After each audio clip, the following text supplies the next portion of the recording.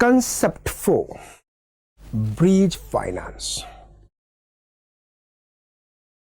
Bridge finance क्या होता है समझिए. अब bridge finance is what? Borrowed from commercial bank for a short period against pending disbursement of loan sanctioned by financial institution. क्या है? Borrowed.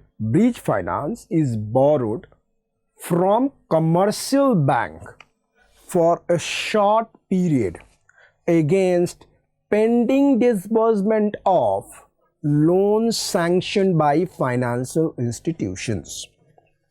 Commercial bank underline कीजिए, short period underline कीजिए, pending disbursement underline कीजिए, sanction by financial institution underline कीजिए. ध्यान से मैं आपको यहां एक केस स्टडीज ले रहा हूं. ये ब्रीज फाइनेंस क्या होता है? ये ब्रीज बनाता है. ये क्या बनाता है? ब्रीज बनाता है. अब देखिए, ये है टाटा मोटर्स. ये क्या है? Tata motor.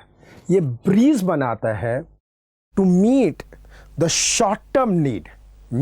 This is Tata Motor. और इसको एक बहुत बड़ा ब्रीज है. लॉन्ग टर्म में उसके पास पैसे ही हैं, लेकिन शॉर्ट टर्म में नहीं है. तो शॉर्ट टर्म नीड कैसे बनाई जाए, that become the breeze finance. अब ब्रीज वर्ड कैसे आया समझिए इसको. वाई ये पुलिया आया, ये ब्रीज क्यों आया, इसको अच्छी तरह से समझिए. Understand very well. ये है टाटा मोटर्स. मान लो कि टाटा मोटर्स ने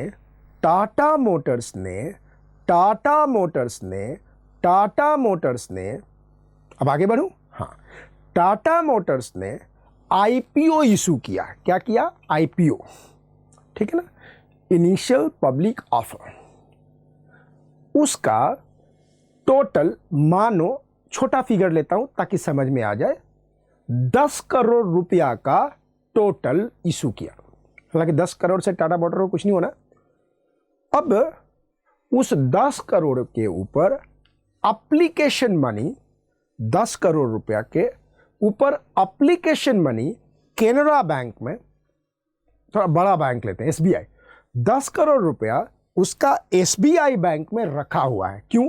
क्योंकि एसबीआई बैंक मर्चेंट बैंक है. किसका? टाटा मोटर का.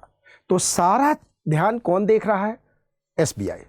तो जो आम जनता है, भारत की जनता ने, जिन जिन लोगों ने शेयर में अप्लाई किया कि मैं लूंगा, अगर मान लो कि 10 रुपया का शेयर है, 10% उनको एप्लीकेशन पे देना है. 10% देना है. अच्छी बात है जी. सभी लोगों ने मानो कि 10% एप्लीकेशन मनी दिया. मैं यहां यह जूम करता हूं कि जितने शेयर इशू करे गए थे उतना ही सब्सक्राइब किया है, ना ओवर है ना अंडर है. तो मतलब क्या हुआ? 10 करोड़ का जो पूरा का पूरा है, लोगों ने सब्सक्राइब कर लिया, लेकिन अभी तक पैसा कितना दिया हुआ है? 10%, अर्थात सिर्फ 1 करोड़. 1 करोड़ रुपया एसबीआई में टाटा मोटर का पड़ा हुआ है. टाटा मोटर का पड़ा हुआ है कितना? 1 करोड़ रुपया. लेकिन आज टाटा मोटर के पास पैसा नहीं है. अब उसी का पैसा पड़ा हुआ है. अब आप बोलेंगे कि सर वो क्यों नहीं यूज कर सकता? नहीं यूज कर सकता. आपने कानून में पढ़ा होगा कि कोई भी एप्लीकेशन मनी तब तक यूज नहीं हो सकता जब तक कि शेयर का अलॉटमेंट ना हो गया हो. मेरी बात समझ रहे हैं? यानी कि Tata motor cannot use this 1 crore rupees क्योंकि अब तक अलॉटमेंट नहीं हुआ है. अगर टाटा मोटर बिना अलॉटमेंट किए इस 1 करोड़ को यूज कर लेगा तो इरेगुलर अलॉटमेंट हो जाएगा एंड पूरा प्रोसेस ही खत्म हो जाएगा. और यहाँ के कंसर्न अथॉरिटी टाटा मोटर को ऑर्डर करेगी कि अलॉटमेंट करने की ज़रूरत नहीं है, नहीं है, अलॉटमेंट करने की ज़रूरत नहीं है, आप पूरा का पूरा पैसा वापस करो, दैट टू विथ इंटरेस्ट। तो टाटा मोटर ऐसे नहीं कर सकती। अब देखो, टाटा मोटर को भूख लगी है, टाटा मोटर के पास खाना भी है, अपना खाना है, अपना फूड है, लेकिन यूज नहीं कर सकती। तो यहां पे ब्रीज फाइनेंस ब्रीज कर देता है नीड का। क्या कर देता है? नीड का ब्रीज कैसे करता है? Tata motor state bank of India SBI को बोलेगी कि तुम 75% 80% जो भी है उनका अपना निगोशिएशन होता है, तुम मुझे पैसा दे दो against pending disbursement of loan sanctioned by financial institution or against pending disbursement of the money deposited। कुछ भी हो सकता है, यानी कि against pending disbursement या against the what allotment money, against the application money receipt, against the application money receipt। तो SBI क्या करेगा कि टाटा मोटर को 90 लाख रुपया दे देगा। एसबीआई क्या करेगा? 90 लाख रुपया टाटा मोटर को दे देगा।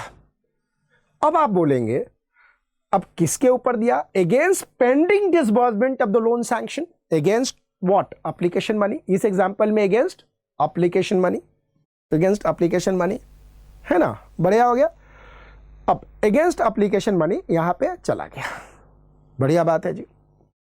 अब आपके दिमाग में आएगा, क्या इस पैसे के लिए टाटा मोटर को सिक्योरिटी देना पड़ेगा बैंक को या नहीं? ये जो ब्रीज फाइनेंस लिया टाटा मोटर ने एसबीआई से, रदर अपना ही पैसा लिया, क्या उसको सिक्योरिटी देना पड़ेगा या नहीं देना पड़ेगा? टाटा मोटर को सिक्योरिटी देना पड़ेगा। वो भी कौन सा? Liquid security. आप बोलेंगे कि लिक्विड सिक्योरिटी क्या होता है? ये लिक्विड सिक्योरिटी शेयर है, गोल्ड है, बुलियंस है, राइट? कैटेगरी A++ शेयर है, ब्लू चिप शेयर है, किसान विकास पत्र है, कुछ भी हो सकता है। केवीपी जिसको कहते हैं, ये कुछ भी हो सकता है। यानी कि टाटा मोटर को लिक्विड सिक्योरिटी जमा करने पड़ेगा, उसके ऊपर मिलेगा। हां, अब आप कहोगे सर उसी का तो पैसा है। नहीं, कहते हैं ना, चाय लिप्स के पास और लिप्स के अंदर, वो डिफरेंस होता है। बैंक अपने आप को प्रोटेक्ट करके चलेगा। अब आप कहेंगे कि टाटा मोटर अपनी लैंड एंड बिल्डिंग दे देगा। नहीं, क्यों? क्योंकि लैंड एंड बिल्डिंग तो लॉन्ग टर्म है, ये जो ब्रीज फाइनेंस है ये शॉर्ट टर्म है। So bridge finance is a short term commercial loan sanctioned by the bank against what? Against the pending disbursement of fund, pending disbursement of the fund. अब आप कहेंगे ये सेटल कैसे होगा? जब सारी जनता 10 करोड़ रुपया दे देगी, तो मान लो कि बैंक ने 8 करोड़ रुपया दिया था, तो बैंक अपना 8 करोड़ रुपया रख लेगा, बाकी का 2 करोड़ क्या करेगा? टाटा मोटर के अकाउंट में जमा कर देगा।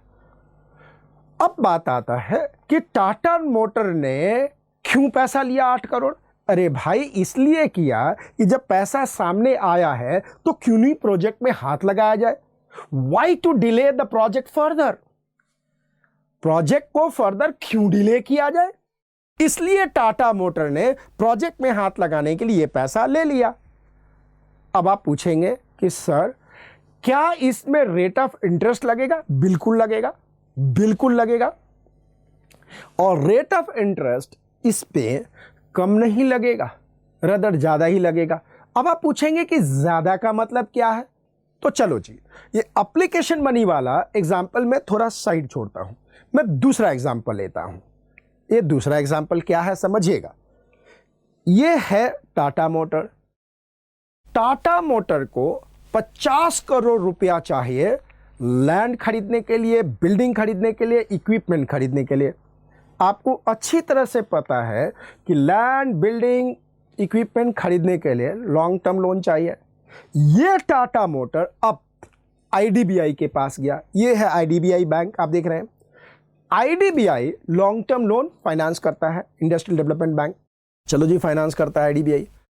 आईडीबीआई ने 50 करोड़ का लोन टाटा मोटर को सैंक्शन कर दिया, लेकिन कहता है कि डिसबर्समेंट में टाइम लगेगा, यानी 50 करोड़ को डिसबर्स करने में मैं टाइम लगाऊंगा। अथॉरिटी साइन करने वाला नहीं है, कुछ रिक्वायरमेंट बाकी है, कुछ चीज़ें बाकी है, कुछ है। अब देखो, टाटा मोटर को 50 करोड़ का लोन आईडीबीआई ने सैंक्शन कर दिया। चलो जी, सैंक्शन कर दिया, बात हो गई, बात बढ़िया है। लेकिन वो कहता है कि 6 महीना बाद में दूंगा। लेकिन टाटा मोटर को आज लैंड एक्वायर करना जरूरी है, आज इक्विपमेंट खरीदना जरूरी है, चीजें बहुत जरूरी है। तो टाटा मोटर क्या करेगा? टाटा मोटर कहेगा कि भाई एक काम कर, तू इस 50 करोड़ के बदले तू मुझे एक काम कर कि ब्रिज फाइनेंस दे दे, शॉर्ट टर्म फाइनेंस दे दे। अब ध्यान से देखना, जो लॉन्ग टर्म लोन सैंक्शन हुआ था, मानो कि 8% है, मानो कि 8% है, क्योंकि 8% तक है मान लिया जाए। अब एक बात बताओ, जब उस सैंक्शन लेटर के अगेंस्ट में आईडीबीआई से ही 50 करोड़ के बदले 40 करोड़ रुपया टाटा मोटर ने शॉर्ट टर्म लोन लिया, जो कि एडजस्ट हो जाएगा किससे? जब वो लोन डिसबर्स होगा। अब बताइए, जो 40 करोड़ रुपया जो शॉर्ट टर्म आया हुआ है, इसके ऊपर इंटरेस्ट 8% से ज्यादा लगेगा या कम लगेगा? बताइए बताइए, 8% से ज्यादा लगेगा या कम लगेगा? 8% से ज्यादा लगेगा। तो आपसे अगर पूछा जाए कि ब्रिज फाइनेंस में रेट ऑफ इंटरेस्ट ज्यादा होगा अगेंस्ट द सैंक्शन लेटर और अगेंस्ट द सैंक्शन लोन, या कम होगा, तो आप बोलेंगे कि ज्यादा होगा। This will be more and more and more and more. So bridge finance का मतलब क्या है आपको समझ में आ गया? अगर एग्जाम में लिखना है तो आप एक कोड लिख सकते हो, ब्रिज। क्योंकि कई बार क्या होता है कि भावनाएं तो बहुत कुछ होती है लिखने के लिए, लेकिन अपन लोग लिख नहीं पाता। तो ब्रिज है बी। बी बोले तो borrowed from commercial bank for a short period against pending disbursement of loan sanctioned by the financial institution। ये 50 करोड़ का लोन में बिल्कुल फिट बैठ रहा है। borrowed from commercial bank। अब आप कहोगे कि सर आईडीबीआई ने दिया, तो आईडीबीआई कमर्शियल बैंक भी है। अब पूछोगे कि सर आईडीबीआई ने लॉन्ग टर्म लोन सैंक्शन कर दिया 50 करोड़, लेकिन कंपनी कह रही है कि मैं ब्रिज कराऊंगा एसबीआई से, तो क्या कंपनी कर सकती है? यस। क्या एसबीआई ब्रिज कर सकता है? Yes. So borrowed from commercial bank for a short period against pending disbursement of loan sanctioned by financial institution। फिर से बोलिएगा, borrowed from commercial bank for a short period against the pending disbursement of loan sanctioned by financial institution। फिर से बोलिएगा मेरे साथ, borrowed from commercial bank for a short period against the pending disbursement of loan sanctioned by financial institution। फिर से बोलिएगा, borrowed from commercial bank for a short period against pending disbursement of loan sanctioned by financial institution। देखिएगा bridge are, realizing of financial institutions takes lot of time in disbursed loan to companies। Realizing the financial institution takes lot of time in disburse the loan of the company। I, in order not to lose further time, in order not to lose further time in starting their products, arrange short-term loan from commercial bank। In order not to lose further time, अब देखिएगा कैसे studies आ रहे हैं। हाँ, order not to lose the further time in starting their project, arrange short-term loan from commercial bank। Next क्या है? BRID, disbursed loan are used, disbursed loan are used in repaying or adjusting bridge finance loan। यानी जब last में जब आएगा पूरे के पूरे 50 करोड़ रुपया, तो जो कमर्शियल बैंक से लोन लिया गया उसको डिसबर्स किया जाएगा। Disbursed loan are used in repaying और adjusting the bridge finance loan. जी, generally it is secured by hypothecating movable asset, personal guarantee and demand promissory notes। यानी कि इस पे सिक्योरिटी लगेगा, और सिक्योरिटी क्या लगेगा? Movable asset. क्या इमूवेबल एसेट लगेगा? नो, क्योंकि ये शॉर्ट टर्म है। So generally it is secured by hypothecating movable asset, personal guarantee and demand promissory note. ये पर्सनल गारंटी क्या होता है मैं आगे आपको बताऊंगा। Uh, ensured the rate of interest is higher. Ensured the rate of interest is higher. So ध्यान से देखिएगा, अगर आपको ब्रीच फाइनेंस एग्जाम में लिखने के लिए आ गया तो आपको 6 पॉइंट ध्यान रखना है। B, borrowed from commercial bank for a short period against the pending disbursement of loans sanctioned by financial institution. Are realizing financial institution takes a lot of time in disburse loan to the companies. I, in order not to lose the further time in starting the project, arrange short-term loan from commercial bank. The disbursed loans are used in repaying or adjusting breach finance loan. Generally, it is secured by hypothecating movable asset, personal guarantees, and demand promissory notes. E, ensure the rate of interest is higher. ज़रूरी नहीं है कि आप इस sequence में लिखें, आप कहीं भी सीक्वेंस चेंज कर सकते हैं, लेकिन पहला सीक्वेंस आपको ध्यान रखना है। Borrowed from commercial bank for a short period against pending disbursement of loan sanction by the financial institution. आप केस स्टडी लिख सकते हैं, बिल्कुल टाटा का केस स्टडी, आईडीबीआई वाला केस स्टडीज आराम से लिख सकते हैं। बस आपको ध्यान रखना है पेंडिंग डिसबर्समेंट है, दूसरा है कि long term institution, financial institution time लेता है, तीसरा है in order not to lose the further times और करता है। नंबर 4 आप अच्छी तरह हैं डिसबर्स लोन से सेंक्शंस और एडजस्ट हो जाता है। देन आपको देखता है कि आपको सिक्योरिटी देना पड़ेगा, ये सिक्योरिटी मूवेबल सिक्योरिटी होगा, प्रॉमिसरी नोट्स होगा, और आपने देखा कि लास्ट में रेट ऑफ इंटरेस्ट इसमें ज़्यादा होगा, फिर सेटलमेंट हो जाएगा। अगर आपको एग्जाम में याद भी करना है तो आराम से against pending disbursement, financial institution takes time, then in order not to lose the further breach finance is done, then disbursement से settle होता है। next सिक्योरिटी क्या होता है? इलिक्विड नहीं, लिक्विड सिक्योरिटी होता है। लिक्विड सिक्योरिटी बोले तो प्रॉमिसरी नोट्स होगा, लिक्विड सिक्योरिटी बोले तो बैंक गारंटी होगा, लिक्विड सिक्योरिटी बोले तो आपको मूवेबल एसेट होगा जो उसको देना पड़ेगा। And number 6 is rate of interest is high. अगर आपको इतनी सारी चीज़ें पता है तो मुझे लगता है कि ब्रीच फाइनेंस आप आराम से लिख सकते हैं, आपको कहीं भी कोई दिक्कत नहीं होगी। फिर से आपको बताता हूँ, breach finance short term commercial loan from commercial bank against what? Sanction loan. क्यों? क्योंकि फाइनेंशियल इंस्टीट्यूशन टाइम लेगा। फिर क्या होगा? कमर्शियल बैंक से थोड़े से पीरियड के लिए आप लोन ले लो। फिर क्या रेट ऑफ इंटरेस्ट इसमें ज़्यादा होगा पहले वाले से, लॉन्ग टर्म वाले से, या कम होगा? ज़्यादा होगा। क्या इसमें सिक्योरिटी लगेगा? नहीं लगेगा? सिक्योरिटी लगेगा। इमूवेबल सिक्योरिटी या मूवेबल सिक्योरिटी? मूवेबल सिक्योरिटी लगेगा। सेटल कैसे होगा? जब लॉन्ग टर्म फंड मिलेगा तो ब्रीच फाइनेंस जो लिया गया है डिसबर्स होते ही सेटल हो जाए। बस छोटी सी ये बात थी ब्रीच फाइनेंस की। मुझे लगता है कि आपको अच्छी तरह से ब्रीच फाइनेंस समझ में आ गया।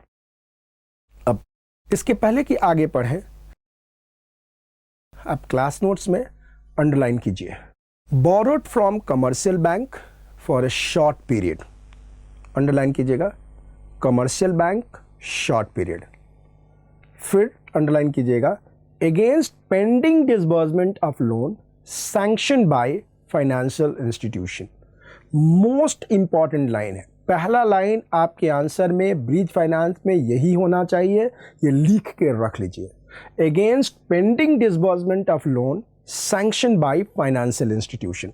Against pending disbursement of loan sanction by financial institution. Against pending disbursement of loan sanction by financial institution. Or realizing financial institution takes a lot of time in disburse loan to companies. Underline कीजिएगा, takes lot of time in disburse loan to company. Next point है, in order not to lose the further time in starting their project. पूरे line को underline कीजिएगा, in order not to lose the further time in starting their project. Arrange short term loan from commercial bank. Underline कीजिएगा, short term loan from commercial bank. D. Disbursed loans are used in repaying or adjusting the breach finance loan. आप repaying और adjusting कर दीजिएगा. Generally it is secured by hypothecation of, underline कीजिएगा, hypothecating movable asset, personal guarantee and demand promissory notes. Demand promissory notes underline कीजिएगा. Next, rate of interest is higher. Rate of interest is higher. इसमें rate of interest higher होता है. तो मुझे लगता है कि अभी के समय में अगर आपको ब्रीच फाइनेंस लिखने के लिए आ गया तो आप आराम से एग्ज़ाम में लिख पाएंगे, इस बात की मेरी गारंटी है, क्योंकि आपको ब्रीच फाइनेंस समझ में आ गया. अगर आप कहेंगे कि क्या सर टाटा मोटर का एप्लीकेशन मनी वाला एग्जाम्पल ले सकता हूँ, बिल्कुल ले सकते हैं.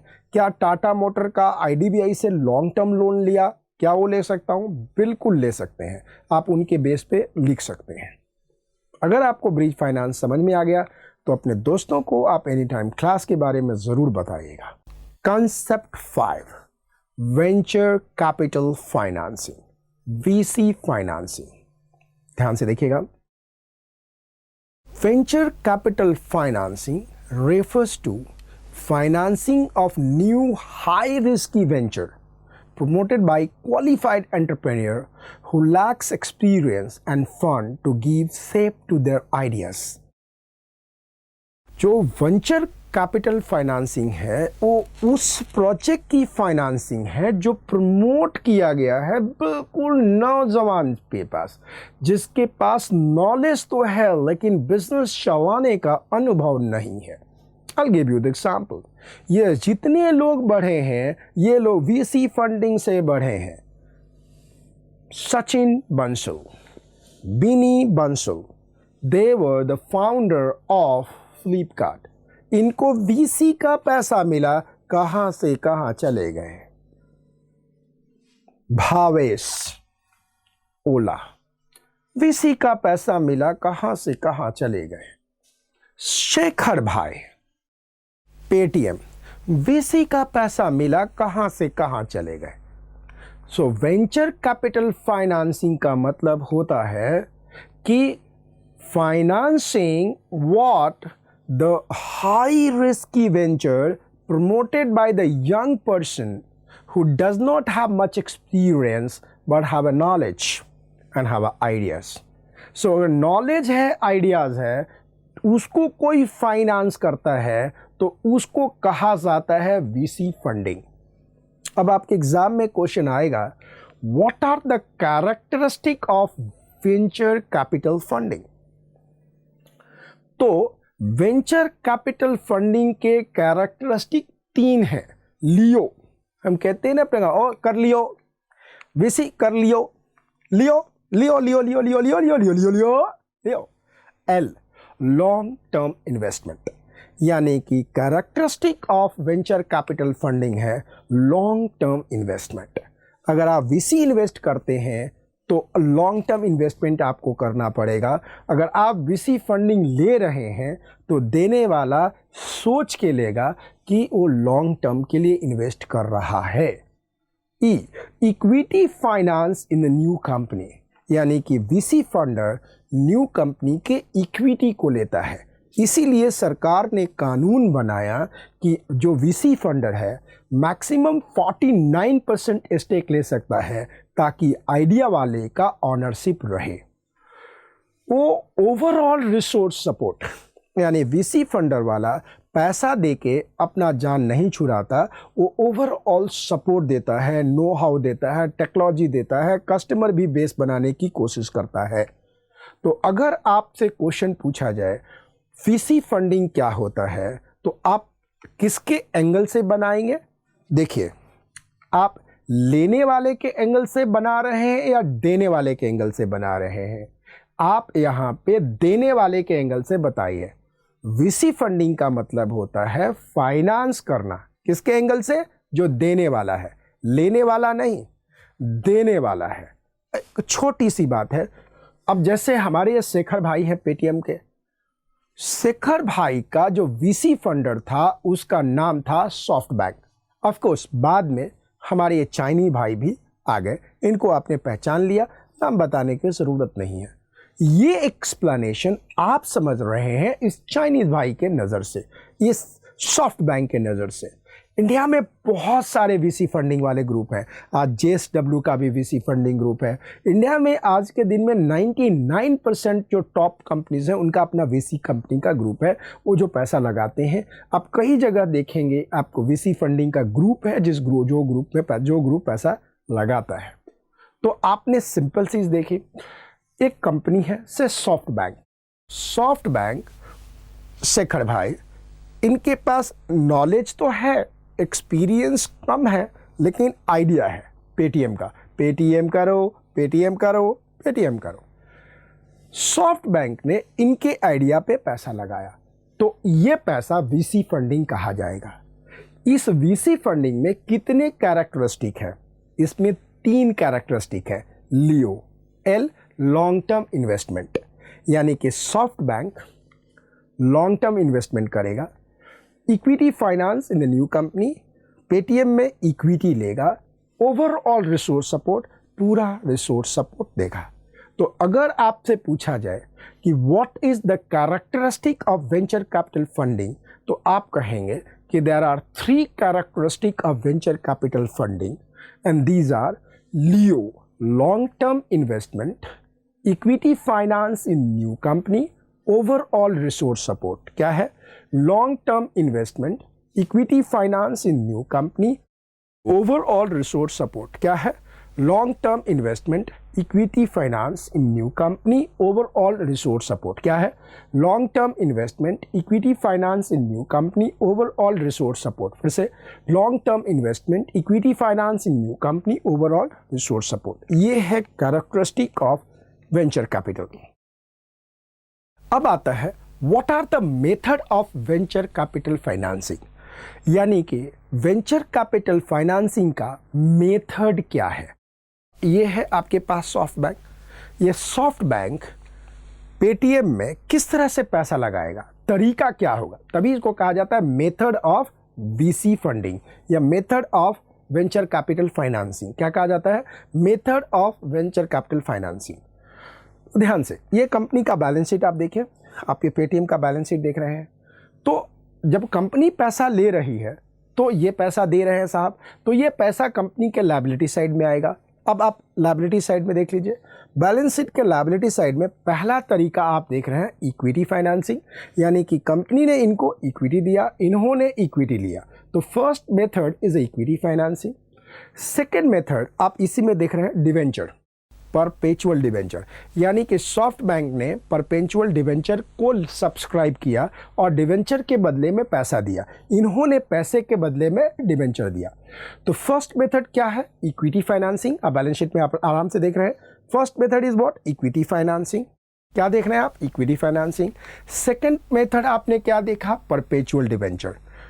थर्ड मेथड आप देखिए कंडीशनल लोन, यानी सॉफ्ट बैंक ने इसको कंडीशनल लोन दिया। एंड फोर्थ में इनकम नोट, यानी कि कितने तरीका से सॉफ्ट बैंक पेटीएम को पैसा दे सकता है और कितने तरीका से पेटीएम सॉफ्ट बैंक से पैसा ले सकता है। 4 तरीका से ये कंपनी पैसा ले सकता है, इक्विटी फाइनेंसिंग के थ्रू, परपेचुअल डिवेंचर के थ्रू, कंडीशनल लोन के थ्रू, इनकम नोट के through.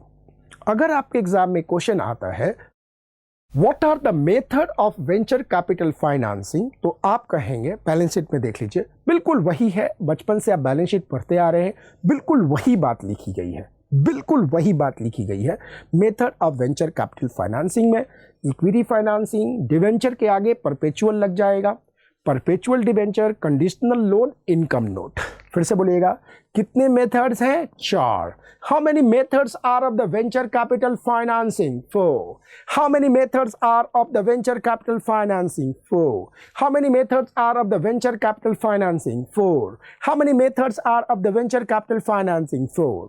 Number 1, equity financing. Number 2, perpetual debenture. Number 3, conditional loan. Number 4, income note. Number 1, yes. Number 2, yes. Number 3, yes. Number 4, yes. Number 1, yes. Number 2, yes. Number 3, yes. Number 4, yes. Number 1, yes. Number 2, yes. Number 3, yes. Number 4, yes. Number 1, equity financing. Number 2, perpetual debenture. Number 3, conditional loan. Number 4, income note. Number 1, equity financing. Number 2, perpetual debenture. Number 3, conditional loan. Number 4, income note.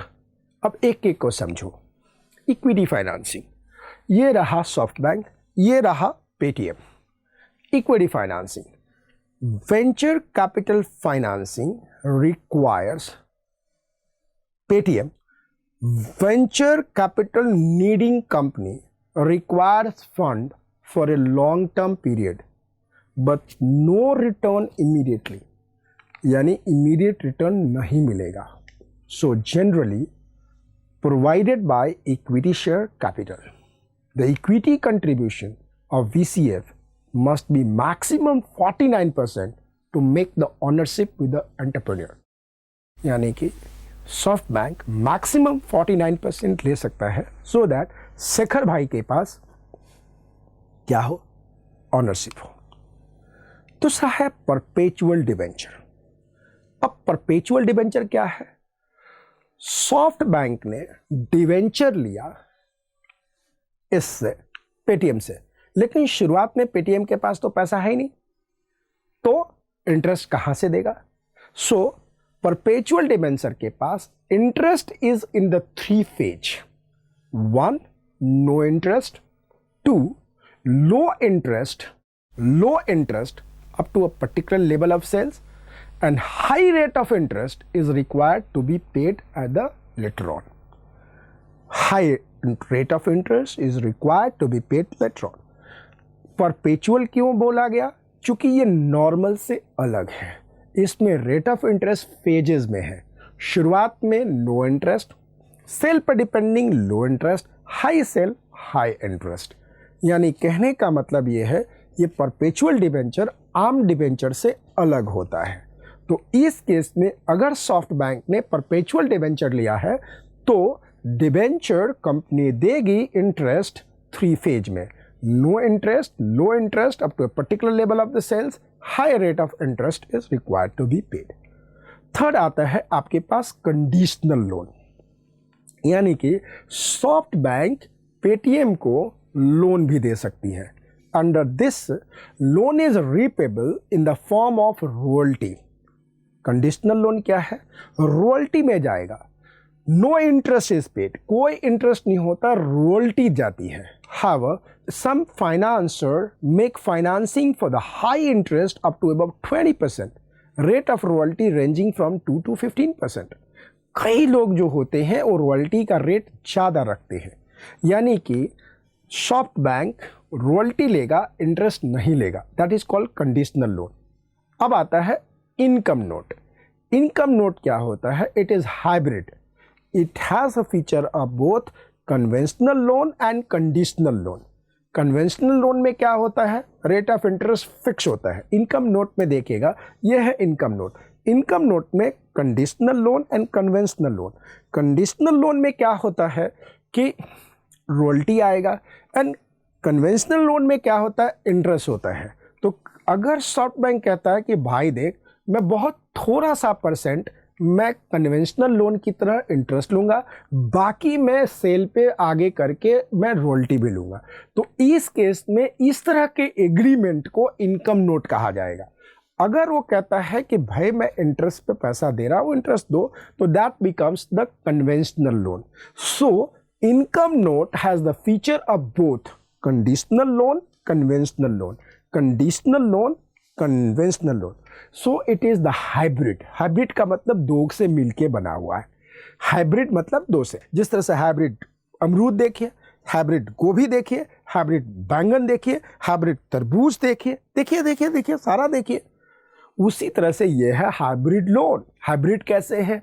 इसमें conventional भी है and conditional भी है. It has feature of both conventional loan and conditional loan. Both interest and royalty is applicable. Rate of interest is very low so that the investor can afford it. तो आपने इसमें main चीज देखा कि characteristic of venture capital क्या होता है. तो ये देखिए characteristic of venture capital. Leo, long term investment, equity finance in new company, overall resource capital. फिर आपने देखा मेथड ऑफ वेंचर कैपिटल कितने होते हैं. तो मेथड आपने देखा 4: equity financing, perpetual debenture, conditional loan, income note. Equity financing यानी कि कंपनी इक्विटी शेयर देगी. परपेचुअल डिबेंचर यानी कि कंपनी डिबेंचर देगी but rate of interest fix नहीं होगा. शुरुआत में no interest, then low interest, then high interest. Conditional loan और रॉयल्टी मिलेगा. Royalty ranging between 15 to 20%. Income note hybrid है जिसमें conditional loan and conventional loan दोनों होगा. इंटरेस्ट रेट बहुत छोटा होगा, रॉयल्टी ज़्यादा हो सकता है डिपेंडिंग अपॉन द एग्रीमेंट. तो अब अगर आपके एग्जाम में कैरेक्टरिस्टिक ऑफ वेंचर कैपिटल आ गया तो आप लियो आराम से लिख सकते हैं.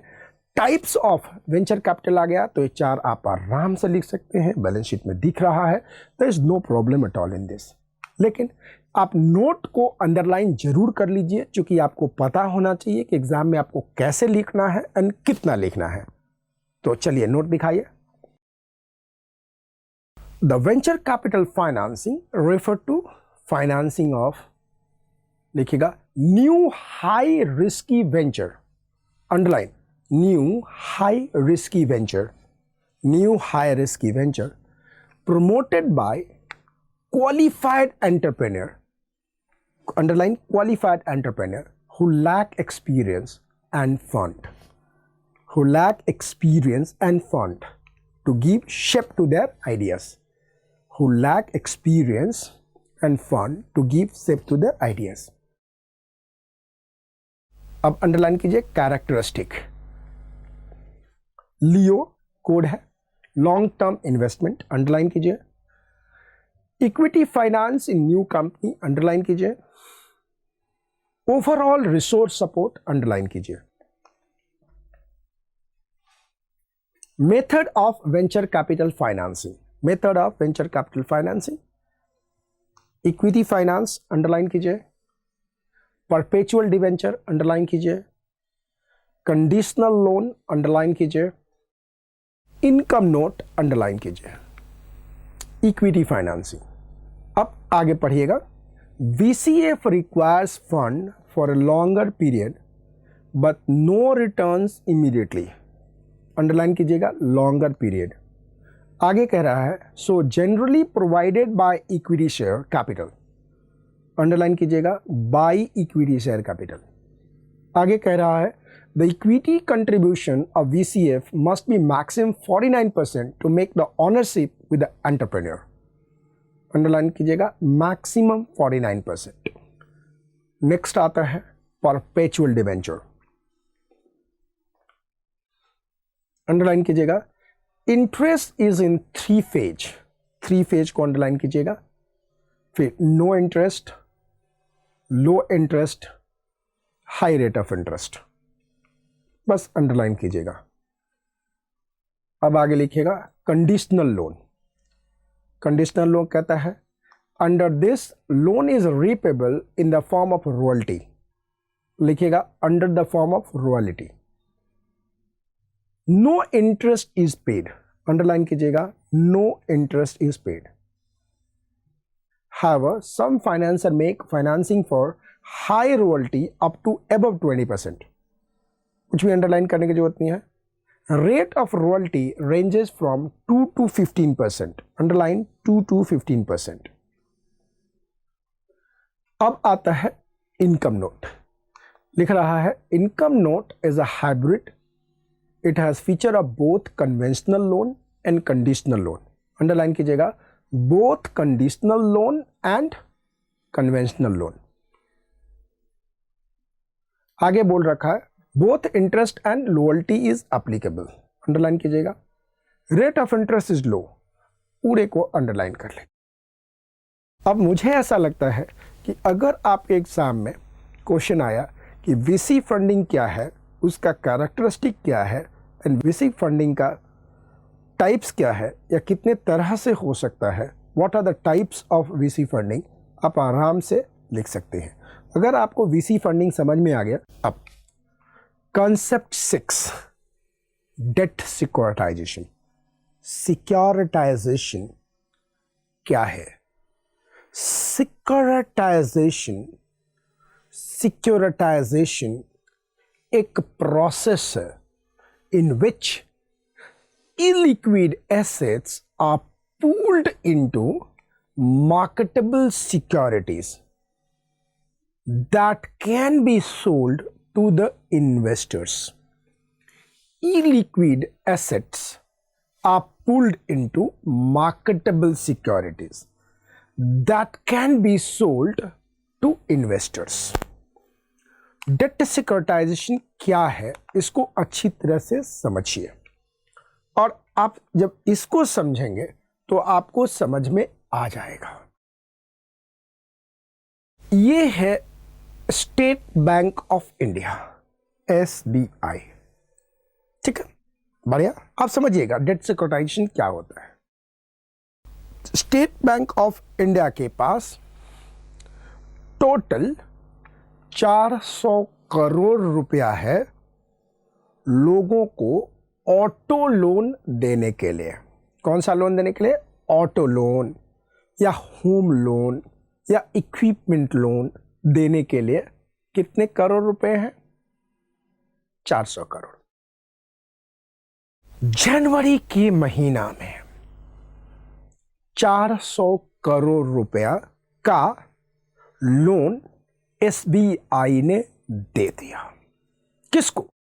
होम लोन वाले को, ऑटो लोन वाले को, इक्विपमेंट लोन वालों को दे दिया। बदले में होम का पेपर SBI के पास है, बदले में गाड़ी का मॉर्गेज SBI के पास है, इक्विपमेंट का मॉर्गेज पास है, एंड SBI के पास पोस्ट डेटेड चेक है। क्या है? PD चेक्स है। करेक्ट। अब जनवरी में 400 करोड़ SBI के पास था और 400 करोड़ का लोन दे दिया। अब SBI के पास पैसा नहीं है। अब फरवरी में भी कार लोन के एप्लीकेशन आ रहे हैं, होम लोन के एप्लीकेशन आ रहे हैं, इक्विपमेंट लोन, मशीन लोन के एप्लीकेशन आ रहे हैं। तो अब बताइए कि फरवरी के महीना में SBI लोन देगा या नहीं देगा? आप कहेंगे देगा, तो देगा कहां से? पैसे तो है ही नहीं, there's no money। अब आप कहेंगे जो इंस्टॉलमेंट आ रहा है वो तो बहुत छोटा है, थोड़ा थोड़ा है, पार्ट पार्ट में आ रहा है, बहुत मुश्किल होगा। तो SBI क्या करेगा? SBI अपने इस जितने भी डेटर्स हैं, अब SBI के डेटर्स हैं, ये जो 400 करोड़ रुपया जो लोन दिया है, अब SBI के लिए तो एसेट है, लेकिन वो लंबे दौर का एसेट है। किसी ने 15 साल का लिया है, किसी ने 5 साल के लिया है, किसी ने 20 साल का लिया है, किसी ने 10 साल का लिया है, इतने लंबे लंबे समय का लिया है। यह है ना, बरोबर है, इतने इतने लंबे लंबे साल का लिया है। तो अब SBI क्या करेगा?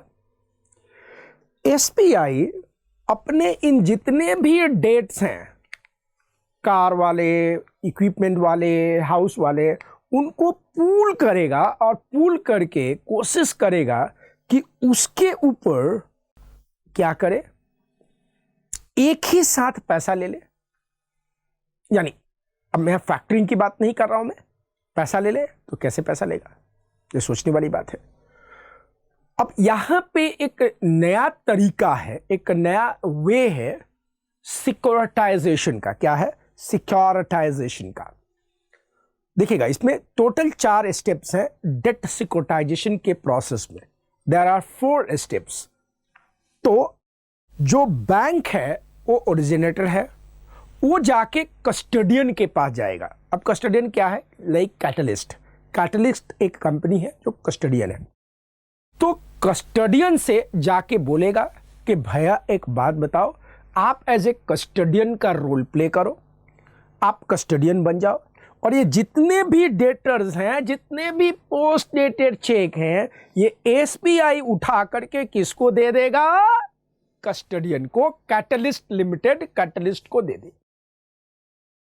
अब क्या करेगा कि जो कैटलिस्ट है, जो कैटलिस्ट यानी यहां कंपनी का नाम कैटलिस्ट है, कि आप गूगल सर्च करेंगे तो आपको मिलेगा। कैटलिस्ट जो है एक स्पेशल पर्पस व्हीकल को क्रिएट करेगा to hold the title of this all assets. Step 1 is a creation of SPV by a catalyst. By a catalyst. Catalyst is a company. Catalyst company by a custodian. आप बोलेंगे by a custodian. By a custodian. तो SPV is a separate legal entity. अब इसका नाम कुछ भी हो सकता है, जैसे कि SBI auto loan, auto home equipment loan series A. Series A मतलब कि मल्टीपल, हर महीना कितने भी हो सकता है। अब जितना भी ये डेटर था, जितना भी ये इलिक्विड एसेट एसबीआई के बैलेंस शीट में था, ये सारा का सारा डेटर उठ के किसके पास आ जाएगा? एसपीबी के पास आ जाएगा। तो बैंक में एक एंट्री पास होगा, special purpose vehicle account debit to all debtors account, यानी डेटर चला गया, स्पेशल पर्पस व्हीकल आ गया, अब सारा पास इसके पास आ गया। अब वो कस्टडियन, ये एग्रीमेंट में हुआ, किसके एग्रीमेंट हुआ? बिटवीन द बैंक जो ओरिजिनेटर है एंड कस्टडियन जिसने एसपीबी क्रिएट किया है। एसपीबी क्रिएट किया है, दिस कस्टडियन ने एसपीबी क्रिएट किया है। अब एसपीबी क्रिएट हो गया तो step 1, special purpose vehicle SPV is created to hold the title of this asset. अब ये सारा एसेट इसके पास आ गया। अब ये SPV यानी जो कस्टडियन है वो उस पूरे पैसे को इक्विटी शेयर में कन्वर्ट करेगा, इक्विटी शेयर में कन्वर्ट करेगा। एंड इन्वेस्टर्स, इसके इन्वेस्टर्स जो होते हैं वो फाइनेंशियल इंस्टीट्यूशन हो सकता है, ये म्यूचुअल फंड इन्वेस्टर हो सकता है, LIC हो सकता है, GIC हो सकता है। इस तरह के इन्वेस्टर क्या करेंगे?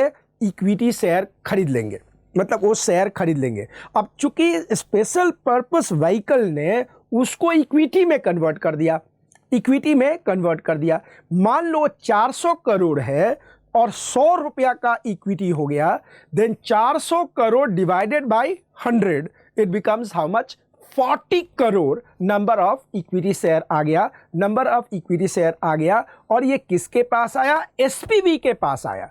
बैंक इससे दूर है, और एसपीबी को किसने क्रिएट किया? कस्टडियन ने। जैसे कि हमने कहा इंडिया में कस्टडियन है कैटलिस्ट, कैटलिस्ट ने किया, कैटलिस्ट ने किया, ठीक है। अब स्पेशल पर्पस व्हीकल का अकाउंट अगर अपना खोलोगे, चूंकि वो सेपरेट लीगल एंटिटी बन गया, जिस तरह से बिजनेस का एंटिटी है, ये special purpose vehicle auto loan, home loan, equipment loan series A जो भी है, ये अलग से एक एंटिटी बन गया। इसमें अकाउंट मेंटेन होगा किसके द्वारा? कस्टडियन के द्वारा। बैंक का कोई लेना देना इसमें नहीं है। अब ये एसपीबी में क्या एंट्री होगा? एसपीबी में डेटर सारे आए हैं, डेटर सारे आए हैं। अब ये क्या करेगा? ऑल डेटर अकाउंट डेबिट, चूंकि एसेट है इसके पास, to what? To SBI bank account. अब जब ये पैसा इक्विटी में जाएगा तो इसके पास कैश आएगा। क्या आएगा? कैश आएगा। तो एसपीबी वाला अकाउंट मारेगा cash account debit to equity share capital account, बरोबर, उसके पास कैश आ गया। अब ये एसपीबी वाला क्या करेगा? ये कैश उठा के किसको दे देगा? एक ही बार पूरे 400 करोड़ या 300 करोड़ या 350 करोड़ जो भी हुआ वो इसको बैंक को दे देगा। तो फरवरी के महीना में बैंक के पास फिर से कैश आ गया और बैंक ने क्या एंट्री मारा? Cash account debit to SPV account. Cash account debit to what account, SPV account. तो इसके पास ऑलरेडी ये 350 400 जो भी पैसा आया बैंक के पास आ गया। और फरवरी में भी बैंक क्या करेगा, जम के ऑटो लोन देगा, हाउस लोन देगा, इक्विपमेंट लोन देगा, सब लोन देगा। ये तभी पॉसिबल है जब डेट सिक्योरिटाइजेशन पॉसिबल है। अगर डेट सिक्योरिटाइजेशन पॉसिबल नहीं है तो एसबीआई के पास लोन देने का पैसा नहीं रहेगा, वो नहीं दे पाएगा। स्टेप 1 क्या आपने देखा, A special purpose vehicle is created to hold the title to the asset underlying security as a repository of the assets or claim being securitized। यानी कि ये एसपीवी के पास ट्रांसफर हो गया।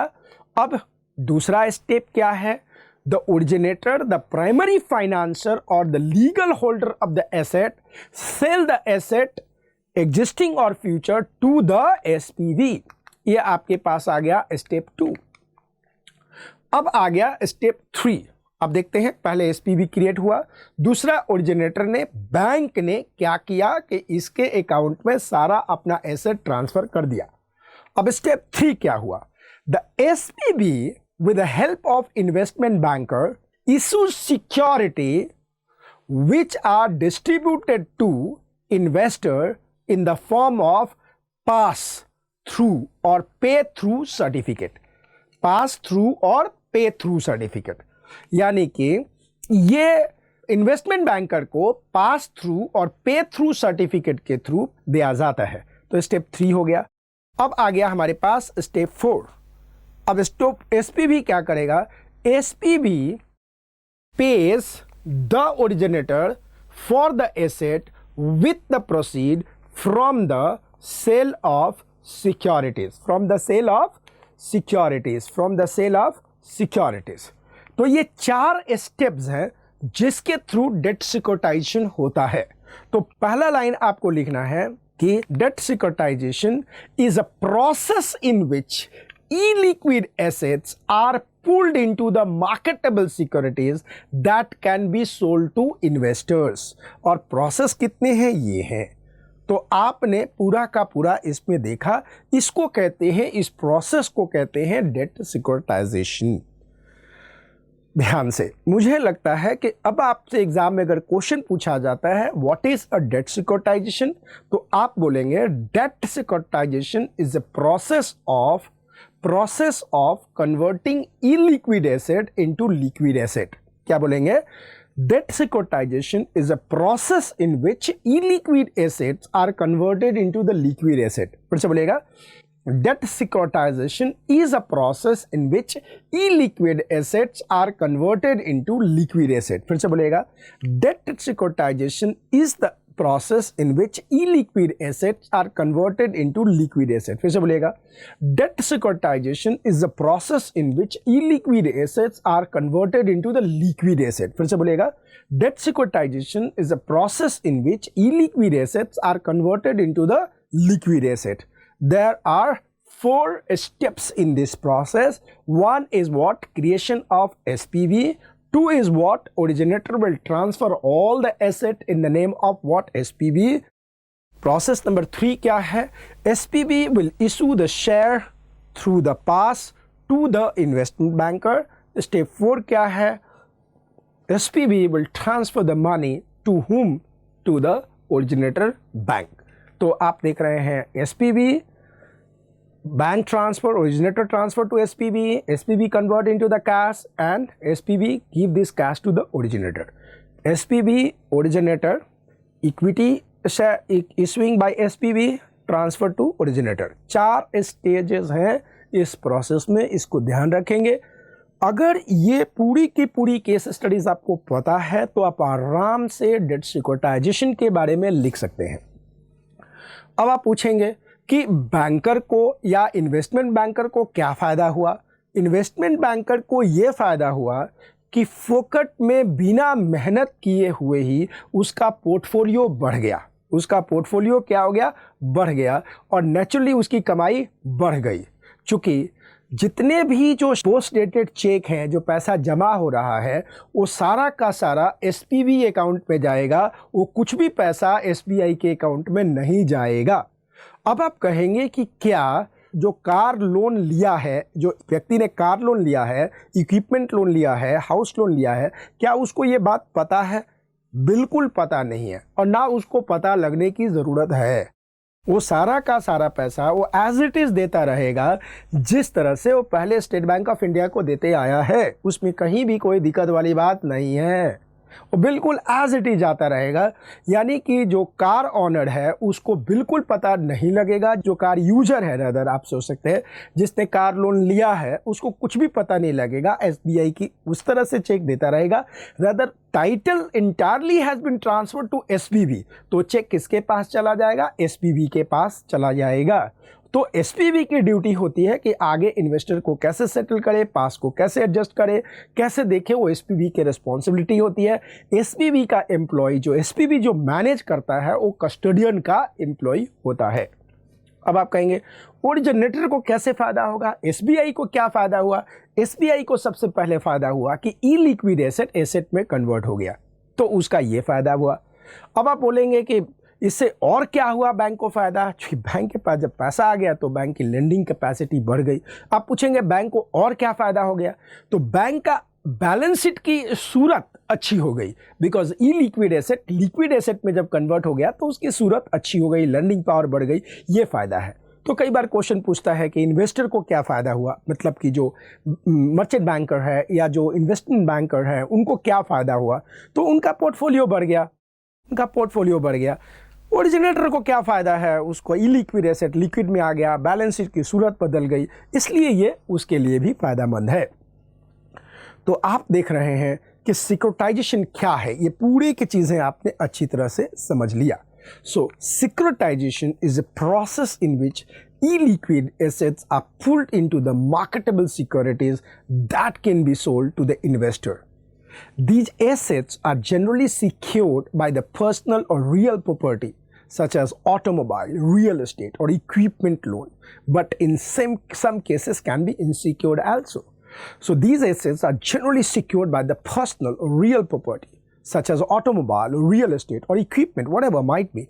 ये वही बात आप देख रहे हैं। The following example illustrate the process in the conceptual manner. मैं यही बात आपको फिर से बताता हूँ। The financier company has issued a large number of the car loan. It desires to raise further cash so as to be in a position to issue more loans. One way to achieve this goal is by selling all the existing loan. That means factoring or कुछ भी.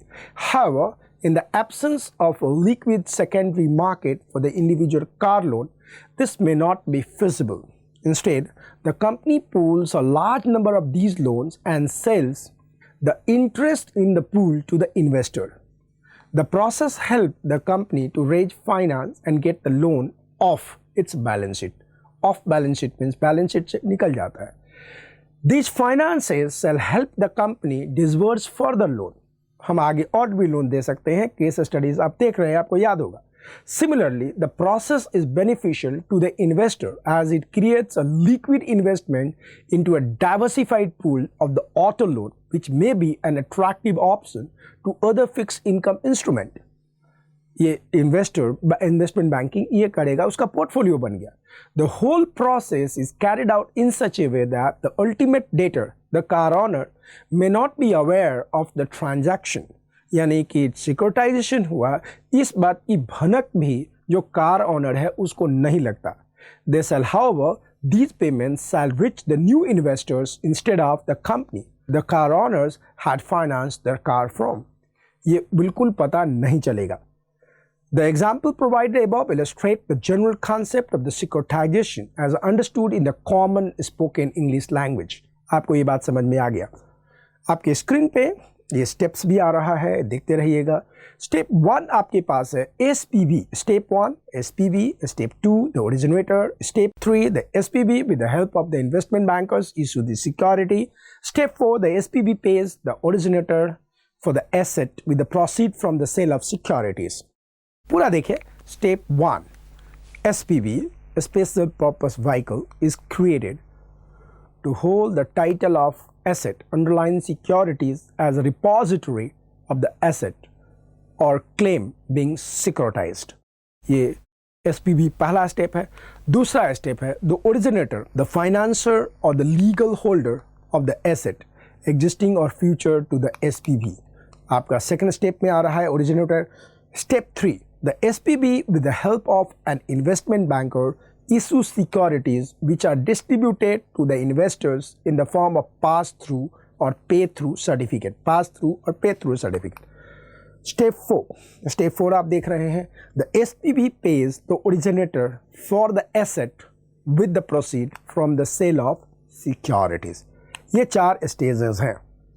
आगे ध्यान रखिएगा, the process of securitization is generally without recourse। इसका मतलब ये हुआ कि सिक्योरिटाइजेशन में रिकोर्स नहीं है। इसका मतलब अगर पैसा डूबा तो पैसा किसका डूबा? इन्वेस्टर का पैसा डूबा, यानी बैंक का रिस्क नहीं है।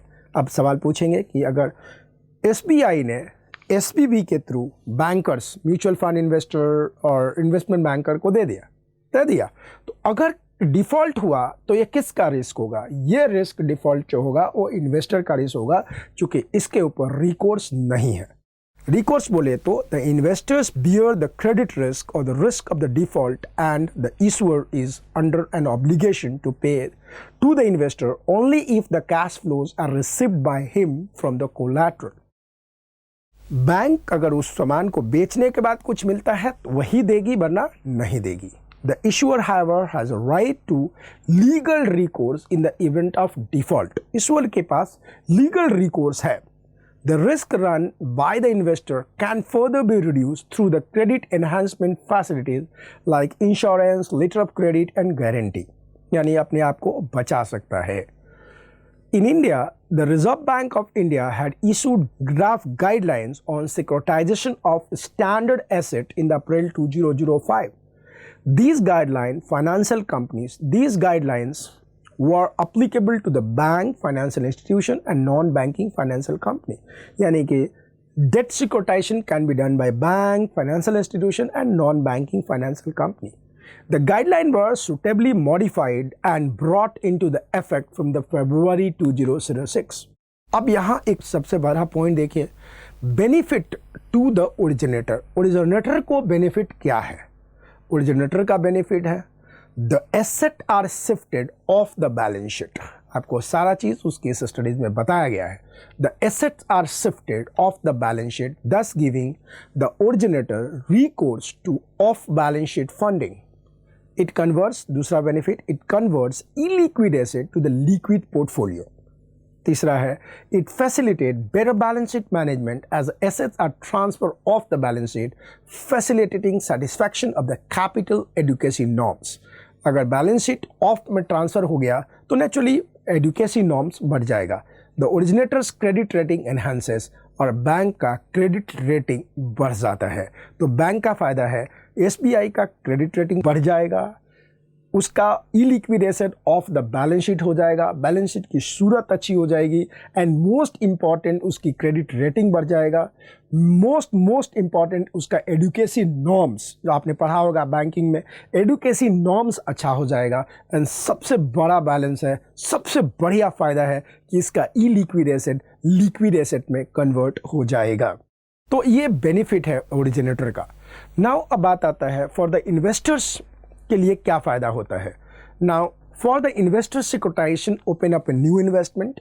इन्वेस्टर का फ़ायदा ये है, जो बाकी के जो आपके पास इन्वेस्टमेंट बैंकिंग देख रहे हैं उनका फ़ायदा क्या है? For them the investor securitization open up the new investment avenues through the investors bears the credit risk, the securities are tied up with the definite assets. और जो दे रहे हैं वो डेफिनिट एसेट्स है, उनका पैसा सिक्योर्ड है। Compared to factoring or bill discounting, which largely solve the problem of short-term trade financing, the securitization help to convert a stream of cash receivable into a source of long-term finance। Factoring अगर देखेंगे तो short term देता है, but ये क्या होता है, short term से आप लॉन्ग टर्म पैसा लेकर के आगे इन्वेस्ट करते हैं। ये बहुत बहुत बहुत बड़ा फ़ायदा है। तो आपने देख लिया कि डेट सिक्योरिटाइजेशन का मतलब क्या है। ध्यान से देखिएगा, डेट सिक्योरिटाइजेशन का मतलब होता है कि जितने भी बैंक ने डेटर क्रिएट किया है बाय गिविंग द लोन, उसको पूल करेगा और पूल करके कस्टडियन एसपीवी अकाउंट क्रिएट करेगा और उसके कारण ई लिक्विड एसेट लिक्विड एसेट में कन्वर्ट हो जाएगा। बैंक का बैलेंस शीट अच्छा हो जाएगा और बैंक के पास इतनी पावर आ जाएगी कि और लोन दे सके, खूब लोन दे सके। अब आपके दिमाग में एक सवाल आएगा कि सर क्या बैंक कई सारा एसपीवी क्रिएट कर सकता है? यस। अब आपके एक पाएगा सर कस्टडियन लाइक कैटलिस्ट का आपने नाम लिया, क्या ये कई बैंकों के साथ अपना एसपीवी मेंटेन करेगा? Yes, why not. चूंकि जो कस्टडियन है उसका काम ही यही है, धंधा ही यही है, बिजनेस ही है। तो आप बोलेंगे कि सर क्या जो कस्टडियन है वो एसबीआई का भी एसपीवी अकाउंट खोलेगा, एचडीएफसी का भी खोलेगा, आईसीआईसी का भी खोलेगा, आईडीबीआई का? हाँ, क्यों नहीं, बिल्कुल खोलेगा। उसका काम ही यही है। उसका काम ही यही है कि सारे एसेट को पूल करे और उसको सिक्योरिटाइज करे। This is the work of the custodian bank. That custodian, उसका काम ही यही है, वो यही करेगा। है ना मजेदार बात? है ना नई चीज? ये लिक्विड एसेट में कन्वर्ट हो गई, बैंक का पैसा आ रहा है, कहानी खत्म। यानी बैंक को भी फाइनेंस दिखा रहा है। यही तो मजा है डेट सिक्योरिटाइजेशन का। आज अगर डेट सिक्योरिटाइजेशन बंद कर दिया जाए तो बैंकिंग खत्म हो जाएगी साहब। बैंकिंग के पास फंड नहीं आएगा साहब। That's how the things works. तो आप पूछेंगे कितने स्टेप्स हैं, तो स्टेप्स इसके 4 हैं। स्टेप 1 है एसपीवी क्रिएट करना, स्टेप 2 है ओरिजिनेटर का एसपीवी अकाउंट में पैसा ट्रांसफर करना, तीसरा है एसपीवी के द्वारा सिक्योरिटी इशू करना, एंड चौथा है एसपीवी के द्वारा ओरिजिनेटर को पैसा देना। कहानी खत्म। इतनी चीजें आपको पता हो तो आप आराम से लिख सकते हैं डेट सिक्योरिटाइजेशन के बारे में। ओके, मुझे लगता है अब आपको डेट सिक्योरिटाइजेशन का मतलब समझ में आ गया होगा। नोट पढ़िए और नोट देखिए, उसमें अंडरलाइन कीजिएगा। Debt securitization, securitization is a process in which illiquid assets are pooled into marketable securities that can be sold to investors. तो अंडरलाइन कीजिएगा, illiquid assets are pooled into marketable securities. आगे लिखिएगा, debt securitization is a process in which illiquid assets are converted into liquid assets. और ये पूरी line को underline कर दीजिएगा। आगे देख रहे हैं, these assets are generally secured by the personal और real property such as automobile, real estate और equipment loan, but in some cases are unsecured. Underline कीजिएगा, secured, personal, real, underline automobile, real estate और equipment. ये आपको ध्यान से लिखना है। अब ये केस स्टडीज भी आप लिख सकते हैं। The following example illustrate the process in a conceptual manner. कुछ भी अंडरलाइन करने के लिए नहीं है। A finance company has issued a large number of car loan. Underline कीजिएगा, large number of car loan. It desires to raise further cash so as to be in position to issue more loan. Underline कीजिएगा further cash, फिर underline कीजिएगा more loans. आगे बढ़ते हैं। One way to achieve this goal is by selling all the existing loan. However in the absence of a liquid secondary market for the individual car loan, this may not be feasible. कुछ भी underline करने की जरूरत नहीं है। Instead, the company pools a large number of these loans and sells interest in the pools of investors. कुछ भी underline करने की जरूरत नहीं है। This process help the company to raise finance and get the loan off the balance sheet. Underline कीजिएगा, raise finance and get the loan off the balance sheet. These finance shall help the company to disburse the further loan. पूरी line underline कीजिएगा, these finance shall help the company disburse the further loan. आगे कहता है, similarly the process is beneficial to the investor as it creates a liquid investment into a diversified pool of auto loan. Underline कीजिएगा, diversified.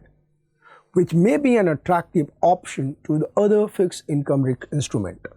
The whole process is carried out in such a way that the ultimate debtors, the car owners, may not be aware of the transaction. Underline कीजिएगा, the car owner may not be aware of the transaction. They shall continue making payment the way they were doing before. However, these payments shall reach the new investor instead of the companies the car owner had financed their car from. Underline कीजिएगा, reach new investors. The example provided above illustrate the general concept of securities and understood in a common spoken English. इसमें आप देख रहे हैं step 1, step 2, step 3, step 4. Underline कीजिएगा step 1 में SPV special purpose vehicle is created to hold the title to asset, hold title to the assets underlying securities as a repository of the asset or claim being scrutinized. Underline कीजिएगा SPV, फिर कीजिएगा created to hold the title of the assets. Step 2 में आ जाइए, underline कीजिएगा originator, the originator, फिर लिखा है आप देखिएगा originator primary financer और legal holder of the asset sells asset existing or future to the SPV. Underline कीजिएगा originator sells asset to existing or further future, existing or future to SPV. Step 3 आप देख रहे हैं SPV with the help of an investment banker issues securities which are distributed to investors in the form of pass-through or pay-through certificates. Underline कीजिएगा SPV with the help of the investment banker लिखेगा issue securities which are distributed to investor in the form of pass-through or pay-through certificate. Underline कीजिएगा. Step 4. The SPV pays the originator for the asset with the proceed from the sale of securities. तो underline कीजिएगा pay the originator, फिर proceed from the sale of securities. ये पूरा का पूरा जो आपको समझाया गया वही है, आपको दिख रहा है, आपके नोट्स में अवेलेबल है. आगे नोट्स देखिए. The process of securitization generally without recourse. Underline कीजिएगा generally without recourse. That is, the investors bears the credit risk or the risk of the default and the issuer is under an obligation to pay to investors only if the cash flows are received by him from the collateral. Underline कीजिएगा received from collateral. The issuer, however, has a right to legal recourse in the event of default. The risk run by the investors can be further reduced through the credit enhancement facilities like insurance, letter of credit and guarantees. In India, the Reserve Bank of India had issued the draft guideline on the securitization of standard assets in April 2005. कुछ भी underline नहीं करना. These guidelines were applicable to the banks, financial institutions and the non-banking financial companies. The guideline was suitably modified and brought into the effect from the February 2006. अब आप पढ़ रहे हैं note में benefit to the originator. The asset are shifted off the balance sheet, thus giving the originator recourse to off balance sheet funding. Next benefit, it converts illiquid asset to the liquid portfolio. Next benefit, it facilitates better balance. Underline करते जाइएगा आप. Shifted of balance sheet को underline कीजिए, illiquid asset to liquid portfolio को underline कीजिए. Next है, it facilitates better balance sheet management as assets are transferred to off the balance sheet. Better balance sheet management को underline कीजिए. Off balance sheet facilitating satisfaction of the capital adequacy norms को underline कीजिए. The originator credit rating enhances. Originators credit rating enhances. पूरे line को underline कीजिएगा. Benefit to the investors. For the investors, securitization open up the new investment avenues. Though the investors bear the credit risk, the securities are tied up to the definite asset. As compared to factoring or the bill discounting, which largely solve the problem of short-term credit financing, a securitization helps to convert a dream a stream of cash receivable into the source of long term finance. इसमें कुछ भी underline करने की जरूरत नहीं है। तो अब मेरे को लगता है कि अगर डेट सिक्योरिटाइजेशन की बात आ गई तो ई लिक्विड एसेट को लिक्विड एसेट में कन्वर्ट करने की बात आ गई। किस तरह से बैंक कस्टडियन के थ्रू एसपीवी क्रिएट करता है, ट्रांसफ़र करता है, चारों प्रोसेस आपको अच्छी तरह से पता है, प्रोसेस के चारों स्टेप्स आपको अच्छी तरह से पता है, ओरिजिनेटर मतलब बैंक को क्या फ़ायदा आपको पता है, एंड इन्वेस्टर्स को क्या फ़ायदा है, ये सब कुछ आपको पता है। आप पढ़ो ना पढ़ो, आप डेट सिक्योरिटाइजेशन एग्जाम में लिख के ज़रूर आओगी। अगर आपको डेट सिक्योरिटाइजेशन समझ में आ गया तो अपने दोस्तों को एनी टाइम क्लास के बारे में ज़रूर बताइएगा। Thank you very much. Concept 7, lease finance. देखिएगा, लीज फाइनेंस क्या होता है। Leasing is a general contract between the owners and use of the asset over the specified period of a time. अब एक बात आइए, leasing is a general contract between the owners and the use of the asset over the specified period of a time. अब एक बात बताइए, lease में कितनी पार्टियां होती हैं? लीज एग्रीमेंट में कितनी पार्टियां होती हैं? आप कहेंगे 2। नो, लीज में 3 पार्टी होती है। लीज फाइनेंस में 3 पार्टी होती है। कौन सी? ध्यान से देखिएगा। Let's take example. Tata Motors को 100 करोड़ की मशीन लीज पे लेना है। यह है टाटा मोटर, 100 करोड़ की मशीन लीज पे लेना है। अब मान लिया जाए कि इस मशीन को बनाने वाली कंपनी L&T है। L&T मशीन बना रही है। सो ये रही L&T, ठीक है। तो ध्यान से देखो, अगर टाटा मोटर को L&T ने वो लीज पे दे दिया मशीन, तो टाटा मोटर का वर्किंग कैपिटल कहां से आएगा? तो टाटा मोटर तो फाइनेंस का काम करने लगेगी ना। समझ में आ बैठा रखो। तो क्या होगा? Tata motor will approach to the one company called the say Escorts Lease Finance and Company. तो ये है टाटा मोटर, ये है Escorts Lease Finance और वो है L&T। तो क्या होगा? Escorts Lease Finance Company पूरा पैसा किसको देगी? L&T को। और पूरा का पूरा मशीन किसको देगी? टाटा मोटर को। टाटा मोटर मंथली चेक किसको देगा? Escorts lease finance and company को। ये कंपनी के नाम है, ये इसको देगी। या इवन HSBC लीज फाइनेंस करती है। Let's take example, forget about Escorts finance, HSBC leasing में बहुत। टाटा मोटर ने HSBC को बोला कि भैया मेरे को लीज फाइनेंस चाहिए, ये मशीनरी चाहिए, और टाटा मोटर ने कहा कि मुझे L&T से चाहिए। तो अब क्या होगा कि Tata motor HSBC leasing finance को बोलेगी कि वहां से चाहिए, दोनों में एग्रीमेंट होगा।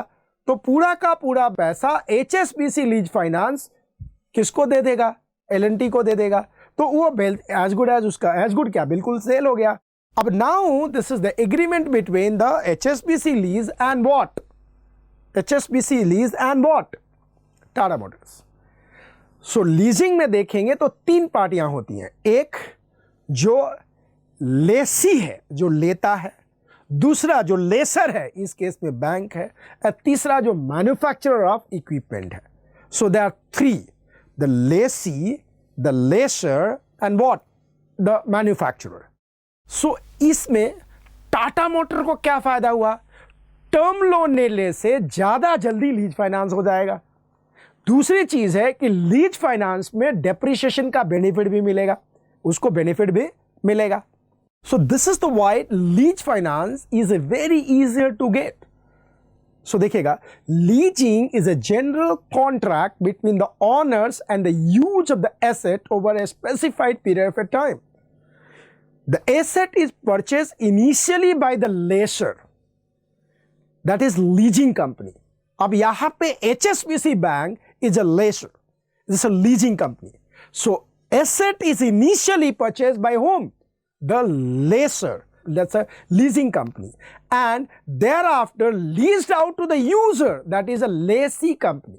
Yani Tata Motor is a lessee company, HSBC Bank is a lessor company, so initially leasing company, that is a lessor. So lessor is a bank, lessor is not the equipment manufacturer company.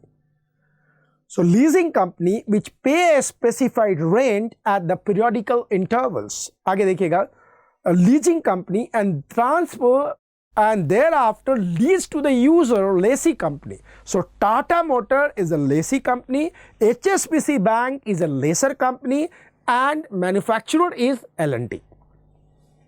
ध्यान से सुनिएगा, the asset is purchased initially by the lessor, leasing company, and thereafter leased to the user, lessee company, which pay a specified rent at the periodical interval. Thus, leasing is an alternative to the purchase of an asset out of own borrowed fund.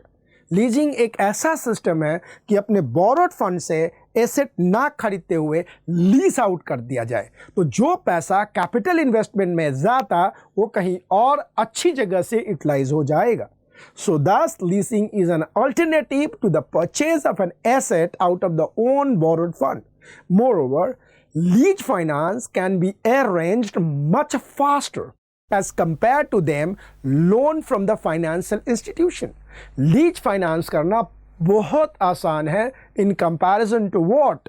Getting the term loan. So the lease finance is an alternative to the term loan. That is the main point. तो आपने देखा lease finance एक agreement है between the lessor and the lessee. Lessor is the owner of the goods, जो कि लेसी को देता है कि यूज करो और उसके बदले में वो रेंट आउट यानी हर मंथ उसको पेमेंट करता है। आमतौर पे लीज एग्रीमेंट में 3 पार्टी होते हैं, एक लेसी होता है, एक लेसर होता है, एक मैन्युफैक्चरर होता है। सो लेसर इज मोर और less, lessor is always the leasing company जो एसेट खरीदता है, तो लीजिंग कंपनी मैन्युफैक्चरर को पूरा पेमेंट करता है, फिर वो लेसी को लेस आउट करता है। This is what the thing goes on. तो अब आपको अच्छी तरह से अगर ये कहानी याद है, आपको टाटा मोटर याद है, आपको HSBC बैंक याद है, आपको L&T याद है, आप इसी कहानी को लिख दें और एक लाइन लिखते हैं, it's agreement between the lessor and lessee to use the asset.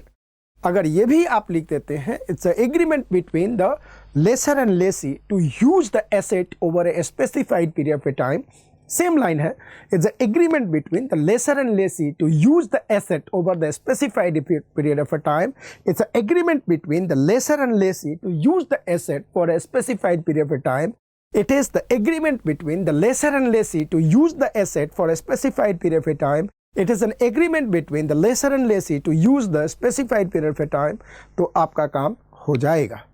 अब आप क्लास नोट देखिए, क्लास नोट में लिखा हुआ है देखिएगा, leasing is a general contract between the owners and the use of asset over a specified period of time.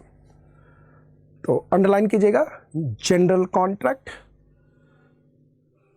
फिर owner, use of asset over a specified period of time, underline कीजिएगा। आगे है, the asset is purchase initially by the lessor, leasing company. अब underline कीजिएगा, purchase initially by the laser, underline कर लीजिएगा। thereafter leased out to user, lessee company, underline कीजिएगा, user lessee company, which pay a specified rent at the periodical interval, specified rent underline कीजिएगा, periodical interval underline कीजिएगा। Thus, leasing is an alternative to the purchase of asset out of own borrowed fund, underline कीजिएगा, alternative purchase of assets। अब आगे है, moreover lease finance can be arranged much faster as compared to the term loan from financial institution। तो underline कीजिएगा, lease finance can be arranged much faster तो अब आप exam में लीच पे लिखने के लिए आए तो आप तीनों पार्टी लिख सकते हैं, आप अल्टरनेटिव की बातें कर सकते हैं, आप ईजिएस्ट वे ऑफ गेटिंग की बात कर सकते हैं, आप आराम से लीच के बारे में लिख सकते हैं। अगर आपको लीच एग्ज़ाम में लिखने लायक कंटेंट मिल गया तो आप अपने दोस्तों को एनी टाइम क्लास के बारे में ज़रूर बताएं।